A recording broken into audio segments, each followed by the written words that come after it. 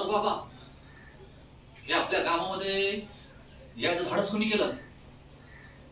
ह्यो साधू दिसतोय ना? हो ना? अरे मी आधी तोच विचार करतोय. या अन्नाच्या भीतीमुळं आपल्या गावात कोणी याला मागत नाही. आणि ह्यो साधू बाबा हा तर डायरेक्ट गावातच आलाय. हा, चल विचारू जाऊ. नमस्कार करतो. साधू बुवा, लांबून आला असाल ना? हो, पण तुम्ही गावात का आला? बर, काय नाव काय म्हणाल तुमचं? हे बघा साधू महाराज, तुम्हाला मी एक सांगतो.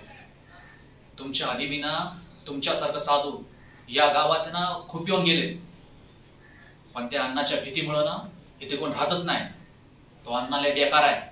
त्याला जर कळालं ना की तुम्ही इथे आलात तर तो ना तुम्हाला सोडणार नाही.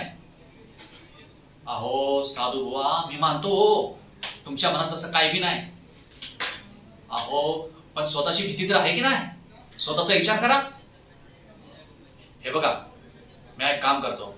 तुम्हाला ना पीठ आणि मीठ देतो, ते खा आणि गुमान इकडे निघून जा. अहो या अन्नाच्या भीतीमुळे ना या आमच्या गावच्या 80 पासी बी कोणी येत नाही.